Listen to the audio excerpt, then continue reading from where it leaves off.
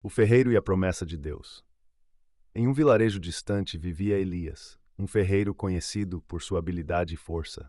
Mas em seu coração uma tempestade se formava, e a fé que antes o guiava parecia se apagar. Elias, por diversas vezes, se perguntava em seu íntimo: para que serve todo este trabalho? Para que serve a fé se as promessas nunca se cumprem? Mesmo com suas dúvidas e pensamentos, ele seguia trabalhando em uma peça de metal, com o semblante marcado pela preocupação, pois Elias havia orado, havia pedido por um sinal, por uma resposta. Mas o silêncio era ensurdecedor e a dúvida o consumia. Ele se sentia como o metal que moldava, frio e endurecido. Mais um pensamento veio à sua mente. Deus, onde estás? Esqueceste de mim? Foi quando uma luz suave começa a brilhar na oficina, e Elias escuta a voz de um anjo.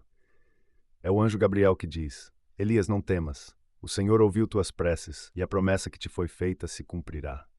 Elias pergunta: Quem? Quem está aí? E o anjo Gabriel responde: Sou Gabriel, mensageiro do Senhor.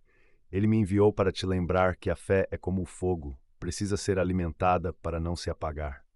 Gabriel então revelou a Elias que a promessa de Deus não era um evento isolado, mas sim um processo de transformação, como o metal que se molda no fogo.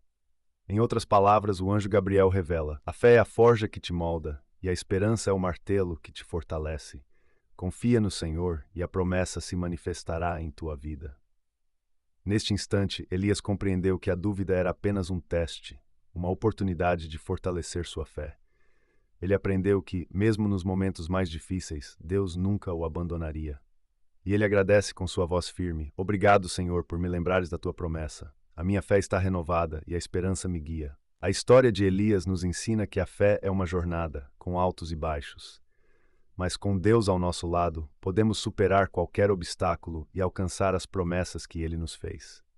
Nunca perca a fé, mesmo nos momentos mais difíceis. Deus está sempre presente, moldando-nos e fortalecendo-nos para cumprir o seu propósito em nossas vidas. Se esse vídeo o inspirou, compartilhe com seus amigos e familiares e inscreva-se no canal para mais histórias inspiradoras da Bíblia.